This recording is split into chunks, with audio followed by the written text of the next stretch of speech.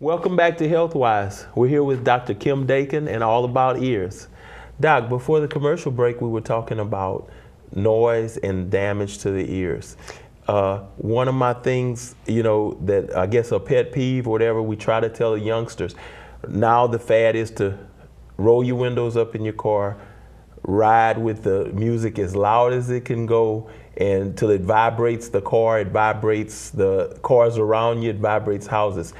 That has to damage the ears. It does. It damages the hair cells in the cochlea. There's a little microscopic tiny cells that move when sound vibrates your eardrum. Well, they move very easily and break, and you cannot repair them. They don't grow back, right? They do not grow back, and it can happen the first time you do that. I mean, you don't have to listen to sound, well, I'm just going to do it now, I'm a teenager, when I grow up I'm going to stop. It can happen in 2 or 3 hours. It can damage your hearing, or it can take longer, but you don't know who it's going to happen to. But we'll also see people who had one loud noise and they'll come in that they've lost some hearing from. And if you already have some hearing loss, you really need to protect what you have left. And most people don't realize it because it'll be a higher frequency that they lose. But if you're already hearing some ringing, or you notice you're not hearing everything as clear as you used to, it's only going to grow from there. So it's really important to not listen to that loud music, because you are damaging your hearing. That's great. I mean, that's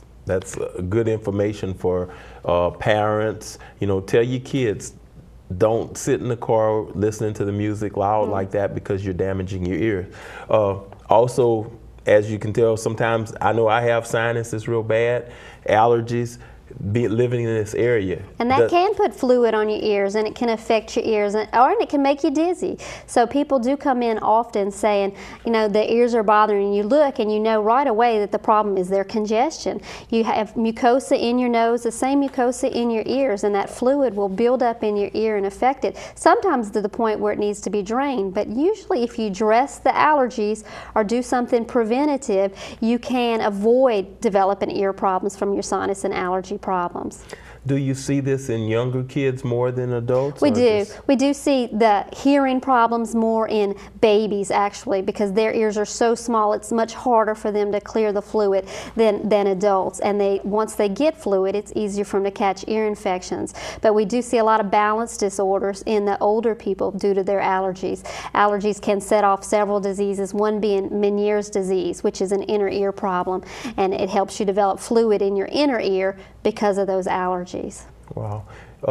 What tests do y'all do in the office to detect these allergies? We do, because some people like to know when they're going to have allergies, or when do they need to take medicine, because everybody wants to take as little as they need to take. So we do different testing depending on the symptoms that you're having. Some people find, oh, I ate something and that made me very congested, so we'll usually do a blood test to test for a food allergy. But when we're testing for our environmental allergies, we usually do skin testing. We do test for all the things we have here in town, all our year-round things like dust and molds, and then the pollens that we get in the spring, the grass and the trees and the weeds. And we'll usually do a multi-strip test where we can put 8 different antigens on at a time to kind of screen you, and if we don't get the results we need with that, we can do further testing with needles if we need to. But once you know what you're allergic to, it really helps you decide how you need to take care of it. If you're just allergic to grass, we're going to treat that in the springtime. If you're allergic to dust, we're going to recommend some environmental precautions to get rid of some of that dust so you don't have the symptoms. What treatments, in other words, once you detect the allergies and decide that this is what's causing the hearing loss of the balance, is it done with medication? Sometimes it is. A lot of times before we see somebody, they've been on medication. They've hopefully tried something over the counter if they know they have a history of allergies. And if it's just a couple weeks of the year, that's the best thing to do. They have several great over-the-counter medicines for allergies. Depending on your job and when your allergies bother you, some of them make you sleepy. Some of them, you need to be careful about what you're taking. If you're on heart medicine, taking some over-the-counter medicine is not advised. So we will Try prescription medicines if that's needed. Sometimes nose sprays will help open your ears up, and a prescription nose sprays that are safe for you that will have to be prescribed for that. And then sometimes it's just environmental precautions. If you're allergic to dust, we recommend putting dust mattress covers. We recommend avoiding dust, and we'll show you some different tips on cleaning and different places you're going to see dust or mold in your house and how to deal with that so you can avoid it. Sometimes your allergies are terrible though, and you've tried everything, and we will recommend allergy shots in that instance to help your immune system build up to where you can tolerate and be around those things without having symptoms. I know I've suffered with sinus, not so much allergies. I don't know what causes it specifically, but I know I take Allegra D and to help that, and it used to work really, really well, and now I guess as I'm getting older, I found that it's not working quite. That happens with just about all antihistamines. You will build up a tolerance to it, so it is good to not take it when you don't need it. You know, if you know your problem is just in the spring, try not to take it all the time. But sometimes you have to switch. You have to take a break from that antihistamine and go to another antihistamine to get that same response. And every now and then something new comes out. Well, you don't have any tolerance to that. So it's often good to try a new product that's out. And then the D part of your Allegra D is a decongestant. And so many people can't take that because it will elevate your blood pressure. So it's important not to take other people's medicine, because people will come in all the time, well, I took my husband's Allegra D. Well, you can't do that because that may not be the right choice for you, but it is something that sometimes you just need to switch. Right, and it's good that you tell people that about the drugs, because they'll sit there and they'll say, well, man, I have allergies too. Right, I have allergies too, let me use yours.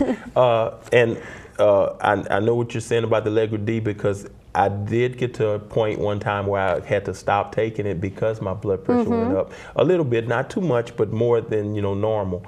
And it seems like I said it's working most of the time, but that's what I do. I stop when I don't need it, because originally when they gave you this, they said take it every day. Yeah. And you'll never have sinus problems. Well, that's of course, that's not true. That's not actually true.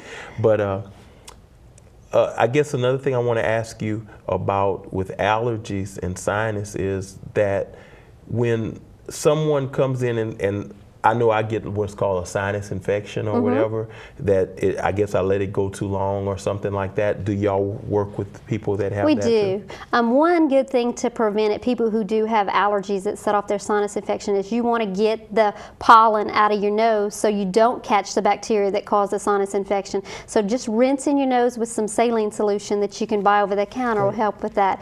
But if you are having fever or pain or drainage that won't stop or postnasal drip causing a cough that you're not resting well with, we will treat that in the office, and we do recommend usually an antibiotic to help you get over that infection.